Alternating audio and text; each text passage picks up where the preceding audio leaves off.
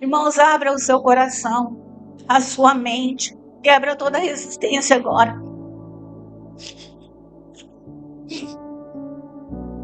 Não olhe para mim, porque eu não sou nada.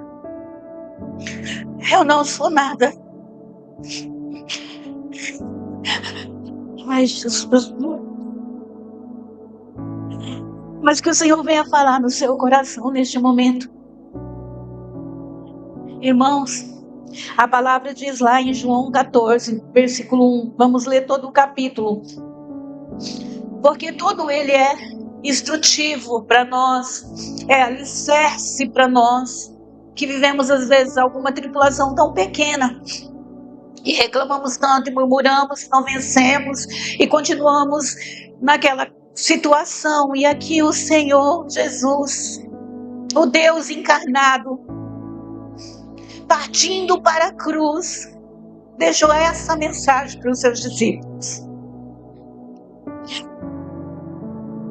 João 14:1.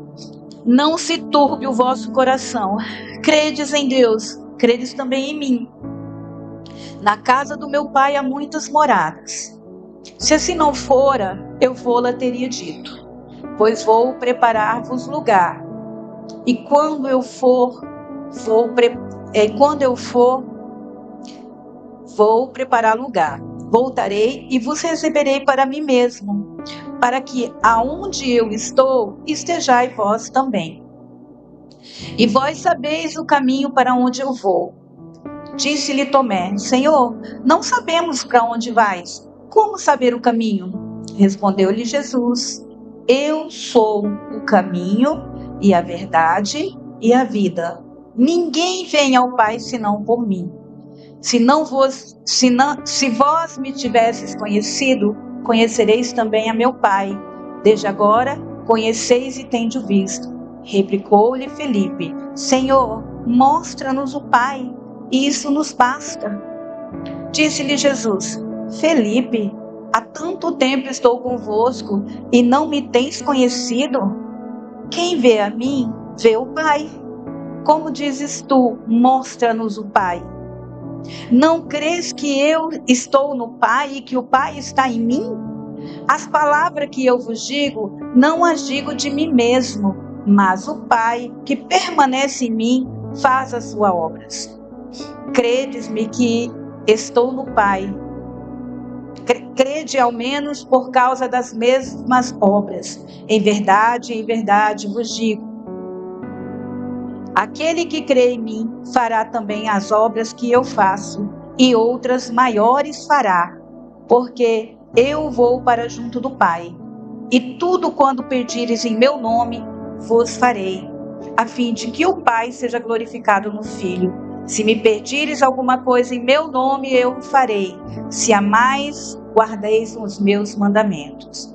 Rogarei ao Pai, e ele vos dará outro consolador, a fim de que estejais para sempre convosco. O Espírito da verdade, que o mundo não pode receber, porque não o vê, não o conhece. Vós os conheceis, porque ele habita convosco e estará em vós. Não vos deixarei órfão, voltarei para vós outros. Ainda por um pouco, e o mundo não me verá mais. Vós, porém, me vereis, porque eu vivo. Vós também vivereis. Naquele dia vós conhecereis que eu estou em meu Pai, e vós em mim, e eu em vós. Aquele que tem os meus mandamentos e os guardas, este é o que me ama. E aquele que me ama será amado por meu Pai, e eu também o amarei, e me manifestarei a ele. Diz-lhe Judas, não o Iscariote: da onde procede, Senhor, que estás para manifestar-te a nós e não ao mundo? Respondeu Jesus: se alguém me ama, guardará a minha palavra, e o meu Pai o amará, e veremos para ele e faremos nele morada. Quem não me ama, não guarda as minhas palavras, e as palavras que estáis ouvindo não é minha, mas do Pai que me enviou.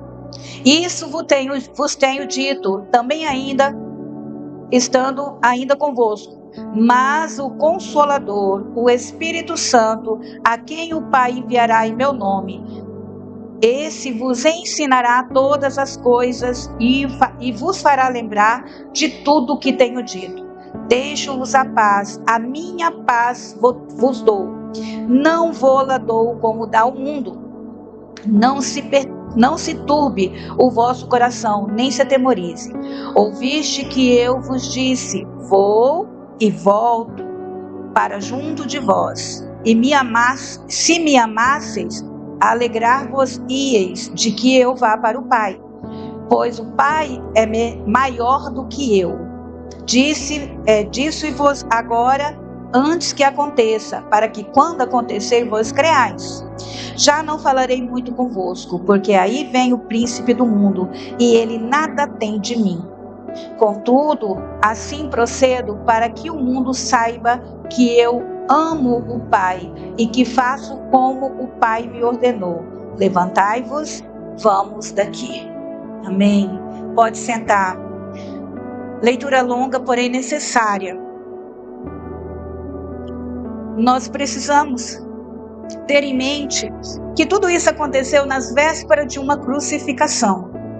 Essas palavras de conforto, essas palavras de instrução, palavras que são direcionadas do Senhor Jesus para os seus discípulos de encorajamento. Porque Jesus conhece cada um de nós. Ele sabe a nossa fraqueza e ele viveu em carne. Ele veio em carne para a terra e ele conhece o ser humano em carne. Ele passou pelas mesmas situações que nós passamos, que nós vivemos. Ele conhece a nossa emoção, as nossas dores. Ele conhece o que é estar no mundo, sofrendo tudo aquilo que o nosso corpo, a nossa alma e o nosso espírito sofrem. Então, ele falou aos seus discípulos, encorajando. E essa coragem, ela não era meramente uma palavra de seja forte, você vai vencer, né? Deus te ama. Não, é uma palavra de encorajamento profundo, aonde ele disse tudo o que iria acontecer, mas ele disse que ele não deixaria eles órfãos. Ele estava preparando os seus discípulos para enfrentar e para sobreviver àquilo que viria pela frente no dia seguinte, quando ele fosse preso e açoitado e cuspido e ficar uma coroa de espinho na sua cabeça e carregar uma cruz e pego numa cruz. Talvez eu e você, na nossa humanidade, não suportaríamos ver aquilo. Alguns dos discípulos não suportaram, alguns fugiram e outros foram com ele até o Calvário.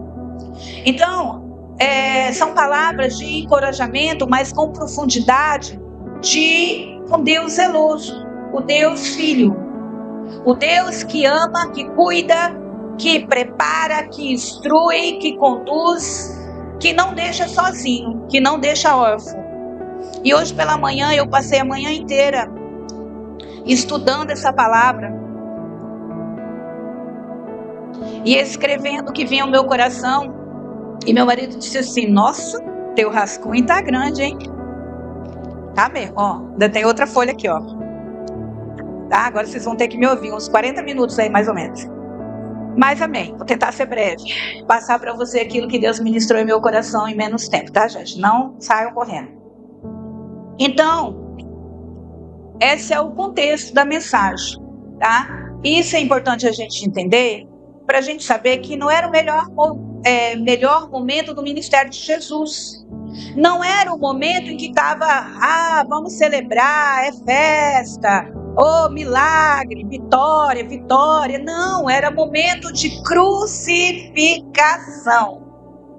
Era momento aonde ele seria açoitado e prego numa cruz, por mim e por você. Mas ele fez uma promessa, ele fez várias promessas nesse texto. Eu anotei algumas delas aqui para a gente trazer a nossa mente, a nossa memória, e para a gente ter isso sempre atente no nosso coração, latente no nosso coração, porque às vezes as situações são tantas que nós tendemos a sair dos caminhos do Senhor e nos afastar dos caminhos do Senhor, porque achamos que não vamos vencer. Passamos algum tempo desanimados, desapercebidos, adormecidos, mas o Senhor deixou essa promessa aqui para nós. Quando Ele fala que não se turbe o vosso coração, não se desespere, não fica agoniado, não fica ansioso, não fica desesperado, porque eu vou para o Pai e vou preparar-vos lugar.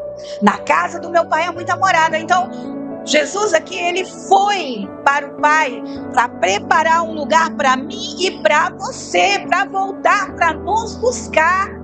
Ele diz: eu vou, mas eu volto. Quem aqui está esperando a volta de Jesus? Eu também estou. E nós precisamos estar atentos, porque Ele prometeu que Ele ia preparar lugar e que Ele voltaria para nos levar para Ele. Para Ele. Vocês têm noção do que é isso, gente?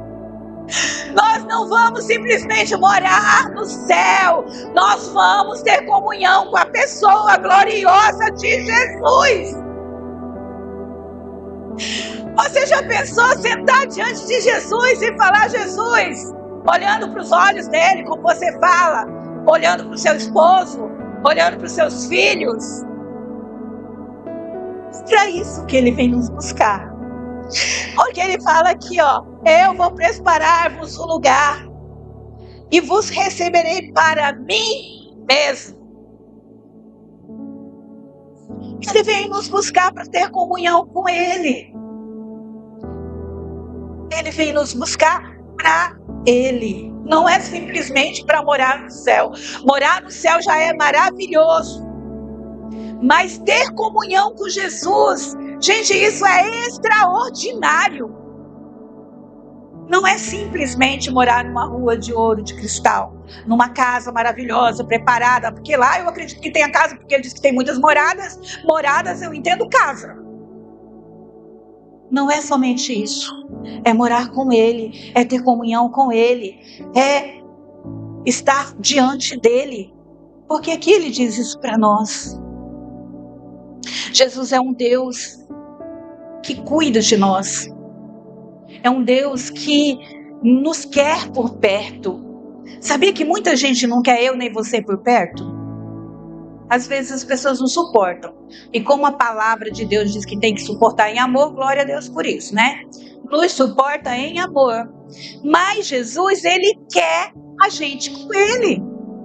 Ele quer eu, toda com os meus defeitos, toda cheia de pecado, mas Ele me quer com Ele. E isso é extraordinário, gente. Não tem nada que faça a gente se afastar e sair da presença de Deus quando a gente pensa nessas situações. Vencer uma situação difícil com Jesus é diferente de vencer uma situação difícil sem Jesus. E saber que Ele vem me buscar para morar com Ele é uma coisa novamente extraordinária 3 vezes. E aí nós seremos aquilo que o Senhor nos criou para ser. Adoradores, em espírito e em verdade. Na presença de Jesus, com Jesus, em Jesus. E nós vamos ver que no versículo 3, Ele fala dessa volta e vai nos levar para estar com Ele, para morar com Ele. O retorno é certo, irmão. É certo que Ele vai retornar para nos buscar. Nós queremos ir morar no céu, já falamos isso aqui. Como nós estamos esperando essa volta de Jesus? Como você está esperando, como eu estou esperando, como o mundo está esperando essa volta de Jesus? Nós estamos preparados para partir? Se Jesus vier buscar você hoje à noite, você está preparado para partir?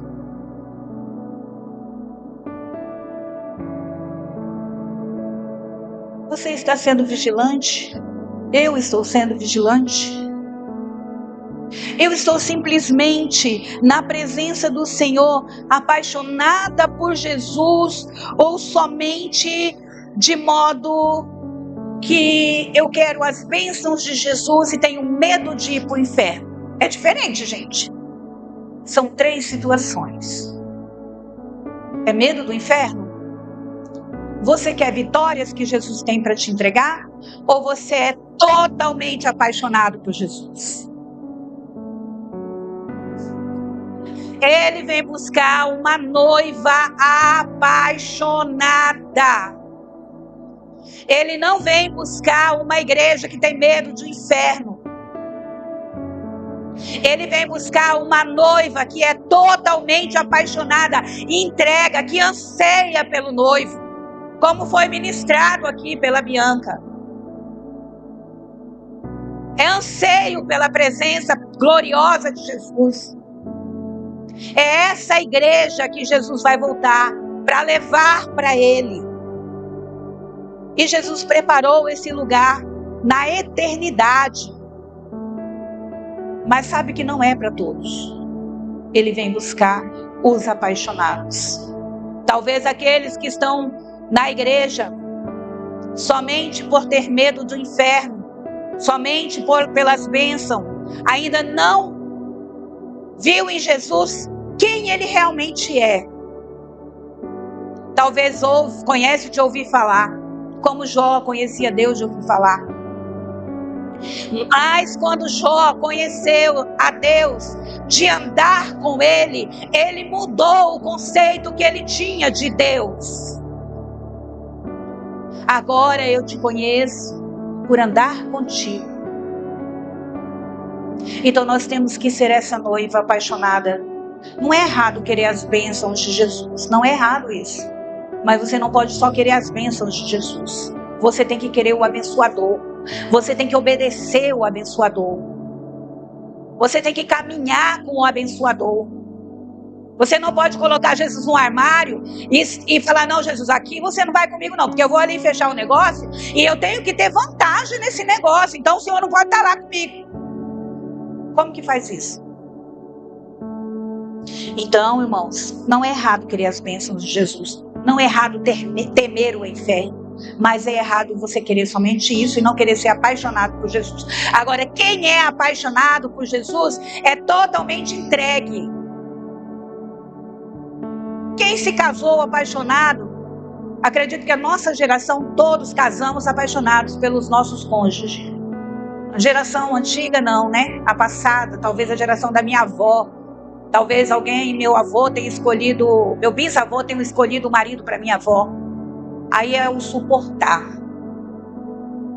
Aí tem ranço. Aí não tem aquele prazer da companhia da outra pessoa. E às vezes nós nos comportamos dessa forma. A gente passa muito tempo fazendo coisas que nos agradam. E é pesaroso passar 1 hora na presença de Jesus, orando, clamando, adorando. Então, isso não é paixão. Isso não é paixão. Quando você tem dificuldade de estar na presença de Jesus por 1 hora, orando, adorando, exaltando o nome santo de Jesus, isso é aquele casamento arranjado.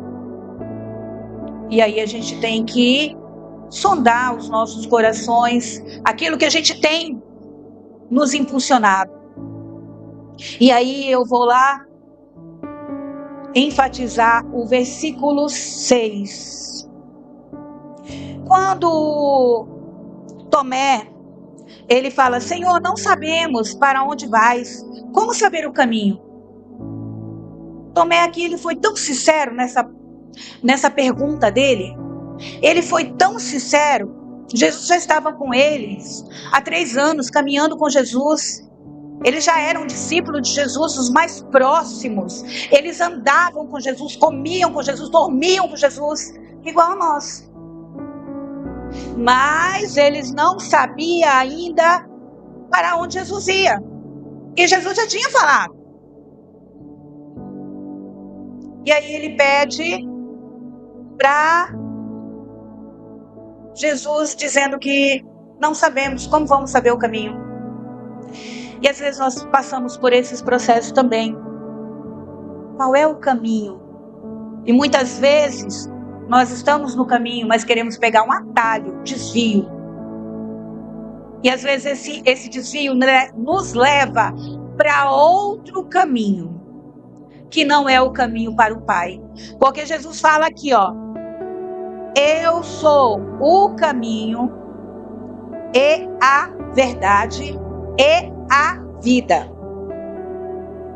O caminho, a verdade e a vida. A gente lê assim, né? Jesus é o caminho, a verdade e a vida. Rapidamente.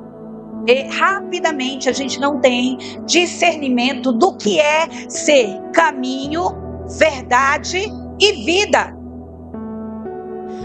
Quando a gente para refletir que Jesus é caminho, mas ele também é verdade e ele também é vida. Então não tem como pegar atalho, porque nem todos os caminhos levam ao Pai. Pode levar a algum lugar, pode levar de um destino para outro destino qualquer, mas não para a morada eterna, para onde Jesus foi preparar lugar, para onde Jesus foi nos preparar lugar e voltar para buscar a nossa igreja, a igreja do Senhor, que somos nós, a noiva do Senhor. Só Jesus pode levar, porque é Ele que é o caminho. E o que é o caminho? O que é ser caminho? Às vezes a gente vai para Porto Velho, né? Para Ariquemes, e aí a gente pega um caminho. A BR-364 é o caminho direto, né? É o caminho direto. Você sai daqui, pega a BR-364, chega em Porto Velho. É um percurso que nós temos que fazer. Nós temos que percorrer 100 quilômetros para chegar ao nosso destino, Porto Velho. Agora, o caminho Jesus, para chegar na eternidade, eu não sei quanto tempo eu vou percorrer. Eu sei que Ele é o caminho, mas eu não sei quantos dias eu vou permanecer nesse caminho. Eu sei que eu não posso pegar atalho, porque se eu pegar atalho, eu corro o risco de não chegar na eternidade, porque esse caminho não é o caminho que leva para o céu. É um caminho que me leva para outro lugar, porque somente Jesus é o caminho. E quando Ele fala isso, Ele dá uma afirmação clara da sua divindade. Ele fala da missão de vir salvar a humanidade. Só Ele pode salvar a humanidade. Só Ele morreu naquela cruz, pregado, sentindo todas as dores que o ser humano pode sentir. Quando você fura o teu prego, você rapidamente puxa o pé, porque isso é natural. É o nosso cérebro que comanda isso. Não é nem a sua vontade. Isso são reflexos.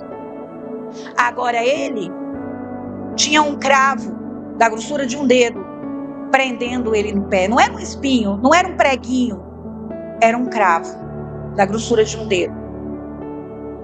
Suportar essa dor por mim e por você, não somente por nós, mas por todo mundo que está lá fora, que ainda não conhece Cristo como nós conhecemos. E quando Ele fala isso, que Ele é o caminho, Ele diz da sua divindade e da sua missão, e aí Ele também nos dá a forma de chegarmos ao céu. Não é por obras. Muitas vezes e o mundo também acredita nisso. Se a pessoa for boazinha, essa semana eu ouvi isso de alguém. Não, mas eu sou tão boazinha, não falo mal para ninguém, não roubo, não mato, não me prostituo, sou boazinha. Deus olha para mim, vai se agradar de mim, porque eu sou santo, e vai me levar para o céu. Eu falei, doce engano. Doce engano. E é isso mesmo que Satanás quer que a gente pensa. Porque enquanto esse véu estiver no olho, ele não consegue convencer da justiça, da verdade e do juízo. Enquanto não cair as escamas dos olhos, o Espírito Santo, que é aquele que convence, não vai conseguir, porque ele se baseia nas boas ações, nas obras. E nós não seremos salvos por obras, mas pelo caminho. E quem é o caminho? Jesus é o caminho. Jesus é a verdade. Ele fala: eu sou o caminho e a verdade. Então a verdade não é um conceito. Quando ele diz que ele é o caminho, eu sei que é Jesus que vai me levar para o céu. Quando ele diz que ele é a verdade, então o conceito de verdade, já foi por terra. A pessoa de Jesus é a verdade. A pessoa de Jesus é a verdade. E para isso, para a gente chegar, alcançar o caminho, a verdade e a vida, nós temos que ter fé, nós temos que ter um relacionamento com a pessoa de Jesus Cristo, andar em santidade. E esse caminho, esse percurso, lembra que eu falei do percurso? Sai de Itapuã, anda 100 quilômetros, chega em Porto Velho, beleza. Esse percurso de caminhada para o céu começa com a redenção. Eu vou ser redimido ou redimida dos meus pecados, que antes de eu conhecer a presença de Jesus e ter a presença de Jesus na minha vida, eu era pecadora, pecava constantemente, não tinha consciência do pecado. Agora eu conheci Jesus, eu tenho consciência do pecado, eu confesso o pecado e começo a andar em obediência. Outro percurso, outro trajeto do percurso, obediência. Não tem como eu querer andar pelo caminho Jesus em desobediência, discordando daquilo que Jesus tem para mim, direcionar para o céu. Não tem como, irmãos, não tem como. Se eu discordar daquilo que Jesus tem para me levar para o céu, o caminho que ele tem para me oferecer, que é a obediência, eu não vou para o céu. Então, começa com a redenção, a obediência e a glorificação. Quando Jesus voltar para nos levar para o céu, glória! E viver, e conviver, e estar presente diante daquele que é o Deus em pessoa. Isso vai ser maravilhoso. Outra vez, quarta vez. Extraordinário. Extraordinário. Então esse é o percurso. Você é redimido dos seus pecados, você vive em obediência e você chegará, alcançará a glorificação com Jesus no céu. A morada vai morar no céu. E Jesus é Deus. Jesus é Deus. Então é o Deus Filho, né? Então você vai estar junto do Deus Pai e o Deus Filho no céu, tendo comunhão com eles, porque ele fala que vai levar para ele mesmo, então nós vamos ter comunhão com ele. Não vamos ficar lá dentro da moradinha, trancado, não, nós vamos ter comunhão com Deus lá no céu. Comunhão com Jesus Cristo, comunhão com o Espírito de Deus lá no céu. Não vai ser monótono como algumas pessoas pensam. Eu vou ficar lá só, sei lá, fazendo nada, nas nuvens, flutuando. Não, você vai ter comunhão com o Espírito de Deus. E voltamos à verdade. Significa que tudo o que Jesus é a verdade. Vamos voltar aí. Jesus é a verdade. A pessoa de Jesus é a verdade. Então significa que tudo que não leva para Jesus é mentira. Tudo que não aponta para Jesus é mentira. Porque Jesus é a verdade. Se Cristo é a verdade, então ele é uma pessoa. E nós precisamos nos livrar daqueles pensamentos, do nosso entendimento de um Deus abstrato. Porque ele é a verdade. Então os nossos sentimentos, ele vai nos enganar. A nossa mente, os nossos desejos carnais, ele vai nos enganar. Porque se eu quero muito alguma coisa, o meu cérebro me convence de que eu tenho necessidade daquilo. E às vezes aquilo não é para mim. E aí eu tenho que buscar essa verdade em Cristo. É em Cristo, porque a pessoa de Jesus é a verdade.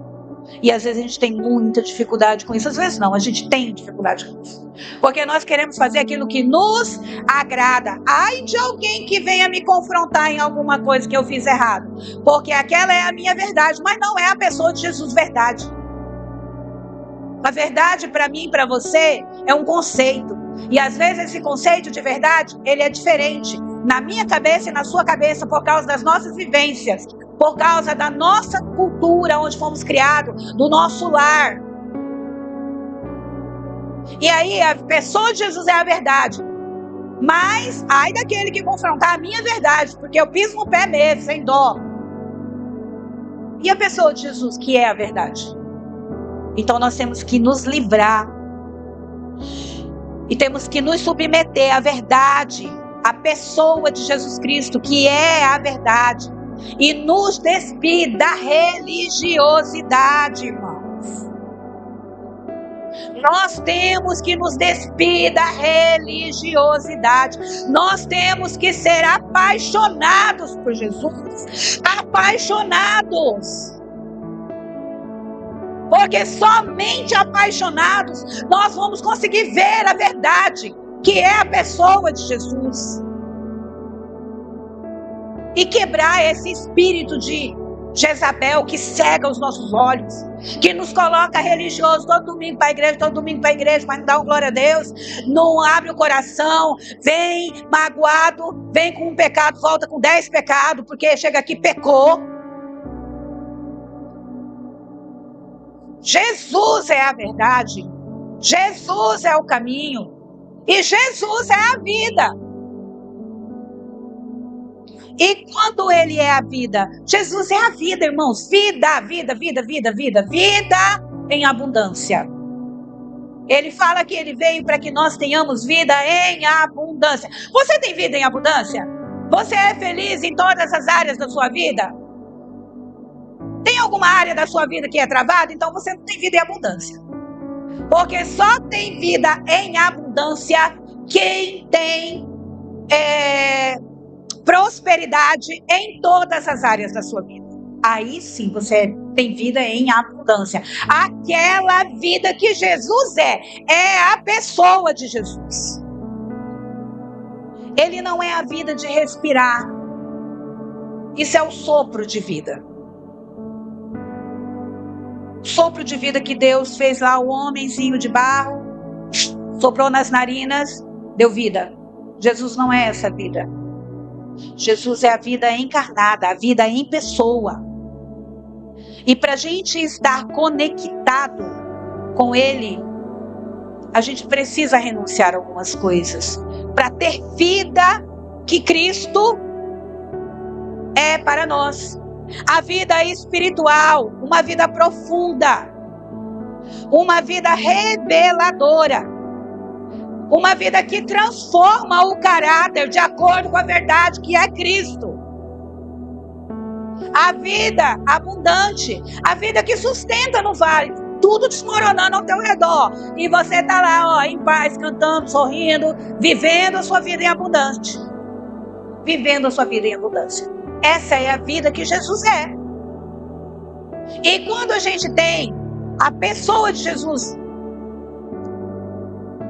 sem nuvem nos nossos olhos, sem véu, sem escama. O que é o véu, a escama e a nuvem? O julgamento, a falta de fé, a incredulidade. É vocês olhar para mim. Por que eu pedi para vocês não olhem para mim? Porque eu não sou nada, irmãos. Isso tudo que eu estou falando para vocês, eu já fui ministrada. Eu fui ministrada tão fortemente por Deus hoje. Tirei a manhã para Deus, meditando nessa palavra, e Ele ministrou tremendamente no meu coração. Então, nós precisamos arrancar tudo isso do nosso coração. Porque essas nuvens, essas escamas, esses véus, impedem que a gente veja Jesus com clareza. Quando Moisés descia do monte, as pessoas não conseguiam olhar para o rosto dele porque brilhava demais, ele colocava um véu e não tirava mais. E aí o brilho ia embora e ele foi. já não tinha brilho nenhum, e ele com véu. Por que ele ficava com véu? Porque ele não queria demonstrar que o brilho do Senhor já tinha fugido da face dele, já não estava mais com ele. E às vezes a gente continua com esse véu. Eu e você continuamos com esse véu da hipocrisia, porque nós não queremos que as pessoas nos vejam como nós realmente somos. Então é mais fácil colocar um véu na cara e deixar as pessoas verem só aquilo que consegue transparecer do véu. Irmão, nós precisamos eliminar esse véu da nossa vida. Precisamos. Para que a paixão por Jesus, ela brote em nosso coração ainda mais forte. Então, esse é o caminho, a verdade e a vida. Jesus Cristo. Ele é o caminho. Ele é a verdade. Ele é a vida.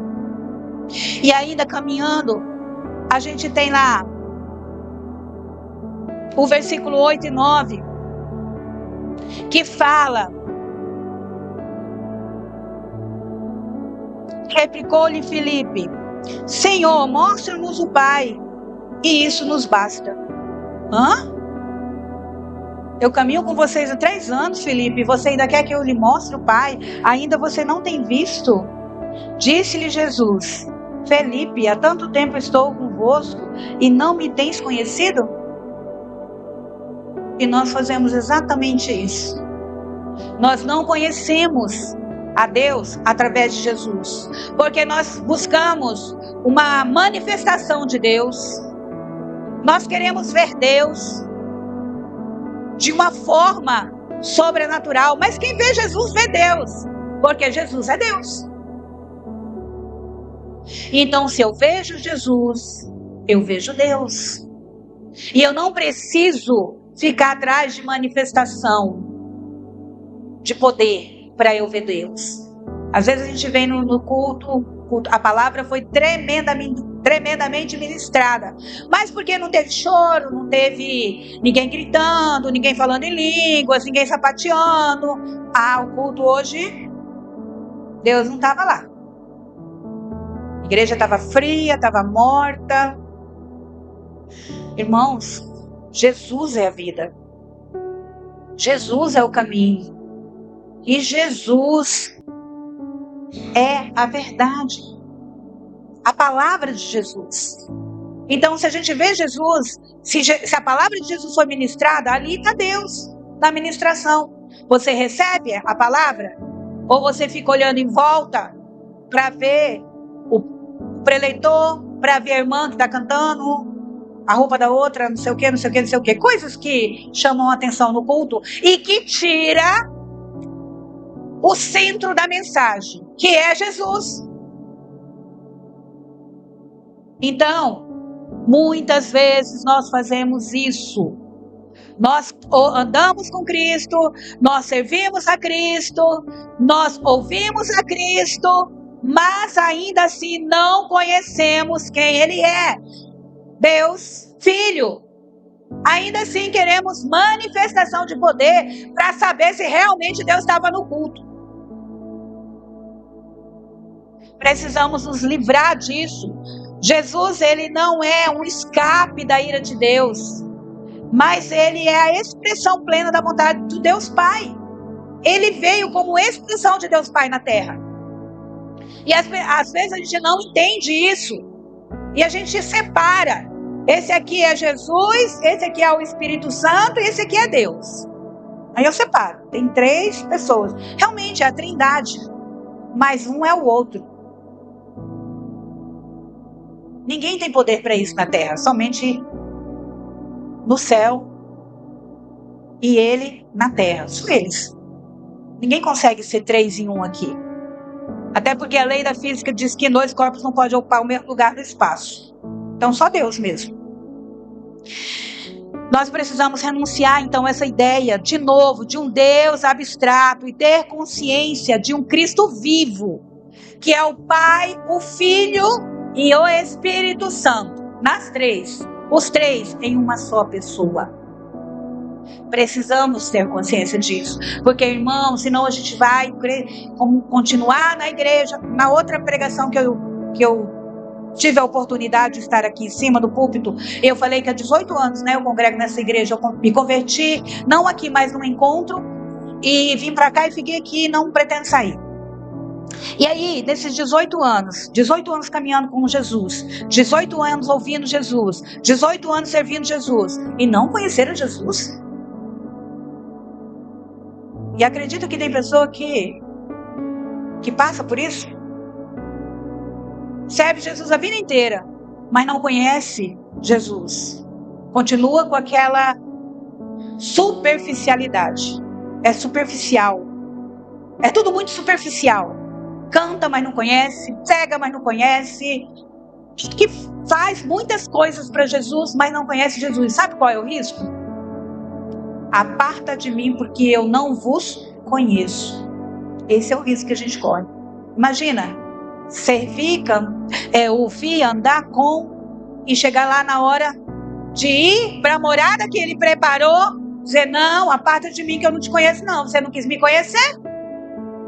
Você não investiu tempo em me buscar? Você não investiu tempo em me conhecer? Era tudo muito superficial. Então a tua morada é outra, não é essa aqui não, que eu preparei lugar. O lugar é para os apaixonados por Jesus. Então é esse risco que nós corremos. Irmãos, estou quase vencendo, tá? Só mais um pouquinho, paciência.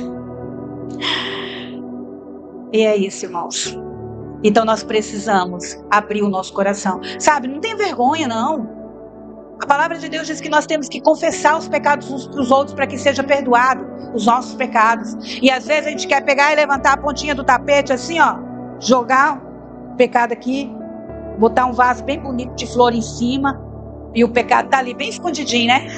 Ninguém tá vendo o pecado, mas Deus tá. E por aquele pecado não confessado você não vai ser perdoado, porque o que é confessado é perdoado. A palavra é clara: os pecados confessados são perdoados. Ah, mas eu já confessei para Jesus, já confessei para Deus. Deus já conhece meu coração, Ele sonda o meu coração. Realmente Ele sonda o seu coração. Ele conhece seu coração. Sabe que tem lixo escondido no seu coração. Então confessa esse pecado a alguém para ser perdoado, ser limpo, para ser concordado na terra. Porque o que é ligado na terra é ligado no céu. Por isso temos que confessar pecado. Não é porque ninguém venha te julgar, não. Porque ninguém tem direito de julgar um ao outro. Sabe por quê? Eu sou tão pecadora quanto qualquer um de vocês aí. Talvez o meu pecado é diferente dos de vocês. Como não existe pecadinho nem pecadão, somos todos pecadores. Na mesma proporção.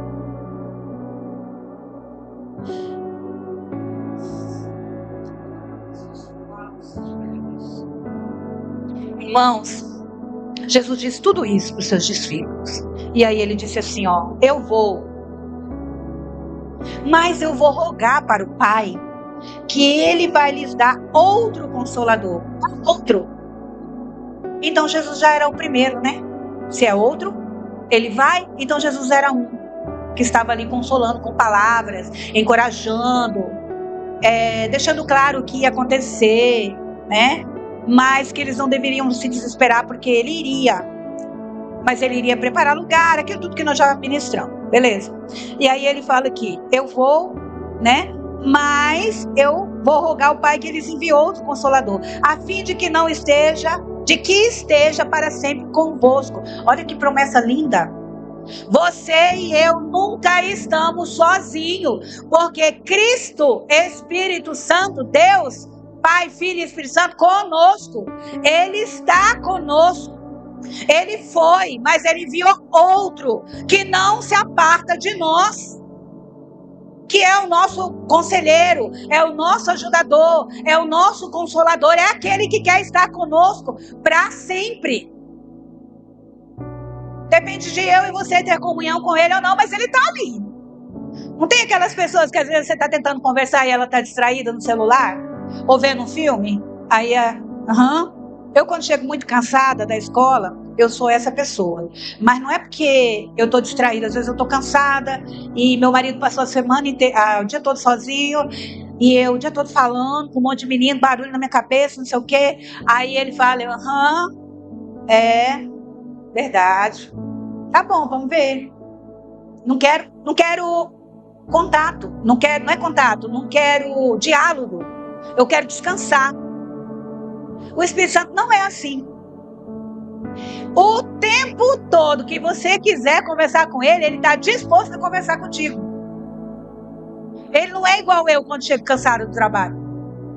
Se você chamar o Espírito Santo para conversa, esteja atento, com o coração limpo, com os ouvidos bem abertos, porque ele vai falar coisas maravilhosas para você. Não vai ser como eu e com meu esposo quando estou cansada, porque é um monólogo. Só ele fala e eu, não, talvez, sim.